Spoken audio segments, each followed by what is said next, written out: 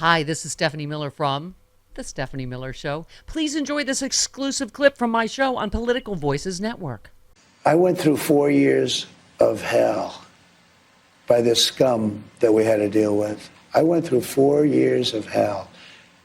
I spent millions of dollars in legal fees, and I won. But I did it the hard way.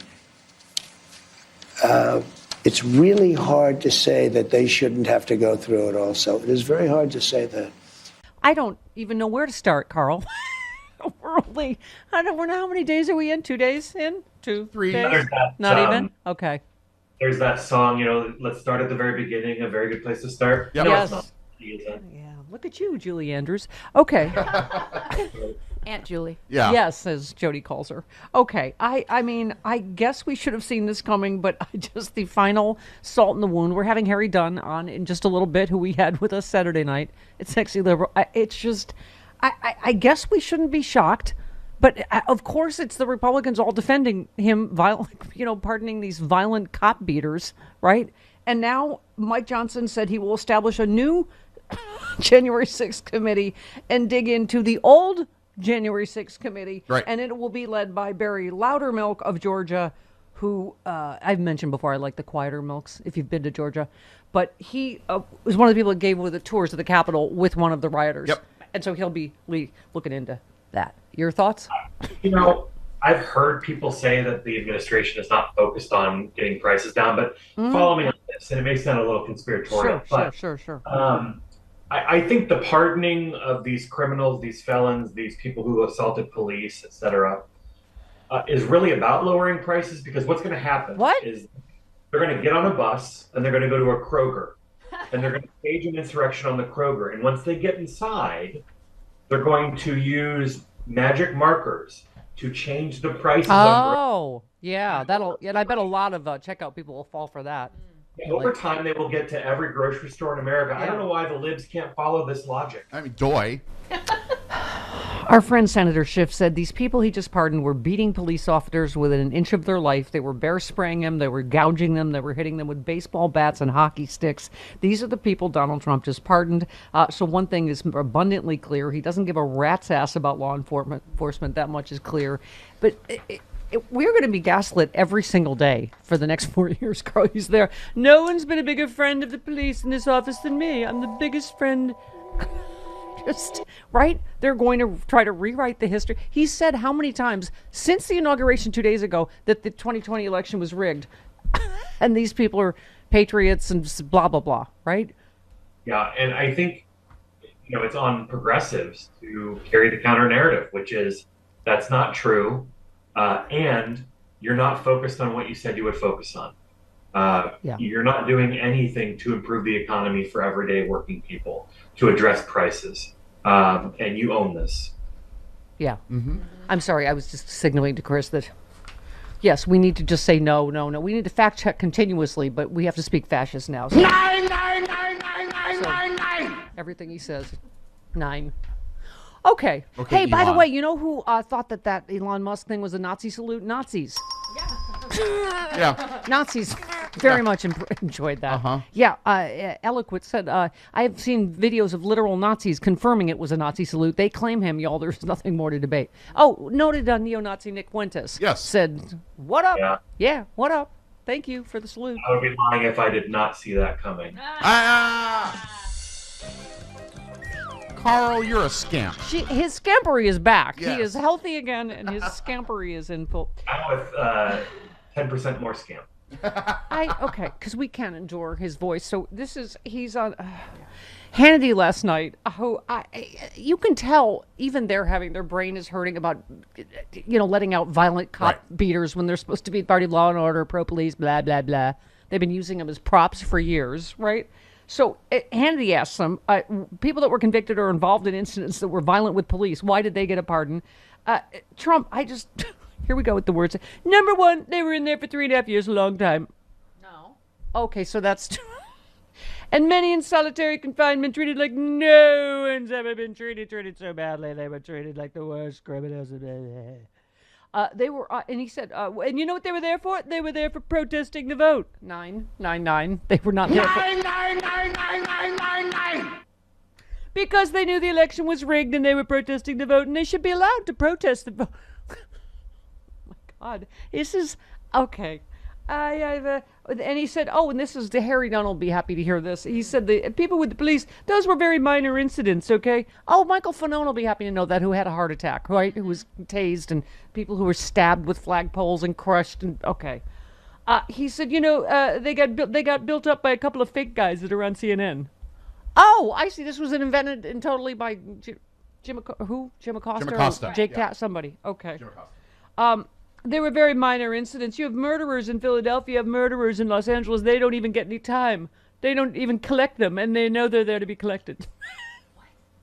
Really? Maybe we have the wrong, because I know there's one day it's like recycling day to collect trash, and apparently we have no collect murderers day here What color is that LA? barrel? Huh? Which bin do the murderers go in? Maybe we're putting them in the wrong bin. That's it. No, I think it's the yellow bin. Thank you. There was a lot of patriotism with these people, a lot of patriotism. I mean, okay, first of all, Zeke Heil, y'all. And secondly, 999. This is none of this. Okay, so what's going to happen with this January 6th committee? They're just going to put out a report, right? I mean, thank God Biden has pardoned the head of, so they can they can't prosecute them criminally, right? But it's just going to be rewriting history.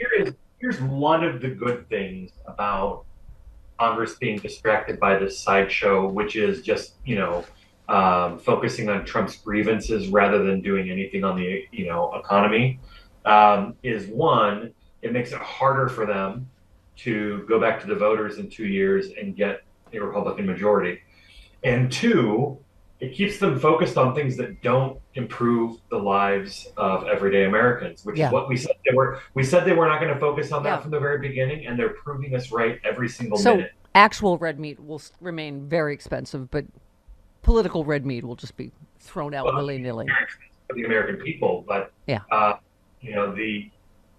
more that they do this, and by the way, they're going to do a lot of this kind of stuff because they think of how much more difficult, we've talked about this before, how much more difficult it is for them to operate with a smaller congressional majority. Yeah. They're going to have to work with Democrats to get anything through Congress. Yeah.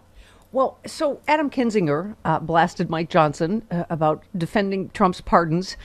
Johnson said, we believe in redemption. Oh, that must be new. Right. And they said they're not going to look backwards. This is, Chris, like when you don't look if you just ran over a pack of Cub Scouts, you don't live in the past. Mirror. You move forward. That's you move forward. Yeah. That's the past. Don't go back. The speaker vowed to investigate President Biden's pardons. He said of those pardons, it was shocking, and the House will be looking at it. Oh my God, we have really come round the bend. Speaker Johnson said, Kinzinger said, I saw Speaker Johnson say we believe in redemption. How dare you use the Bible in this? First off, the big key on redemption is repentance. All these people you saw have no repentance. In fact, they think what they did is right. And by the way, Hunter Biden was actually repentant of the things, and he spent 2 years being attacked for political purposes. I mean, don't talk about repentance.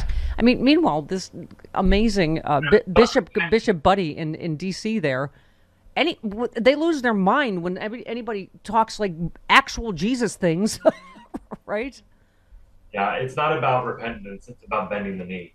That's repentance to them. Trump is happy to take somebody into the fold and give them anything they want as long as they kiss his ring on their knee. Yeah. Yeah.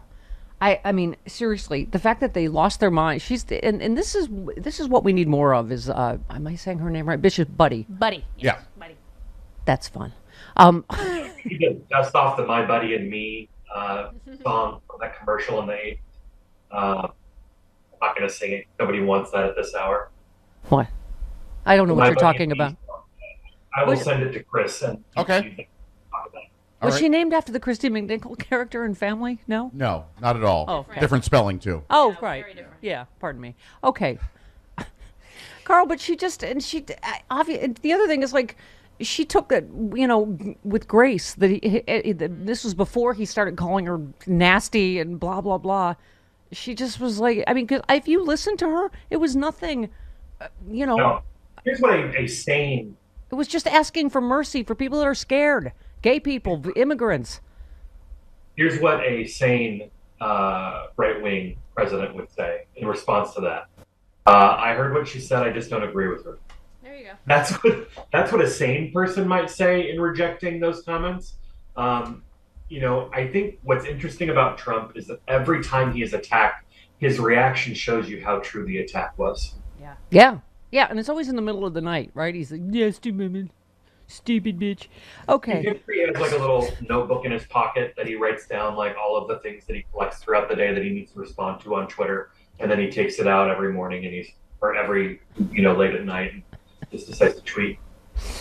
Susan Glasser sums it up. Update, it's 1:22. Eggs still cost too much. The war in Ukraine is still on. Oh, that's right. It didn't. Mm-hmm. Carl, he didn't end the war in Ukraine in 24 hours.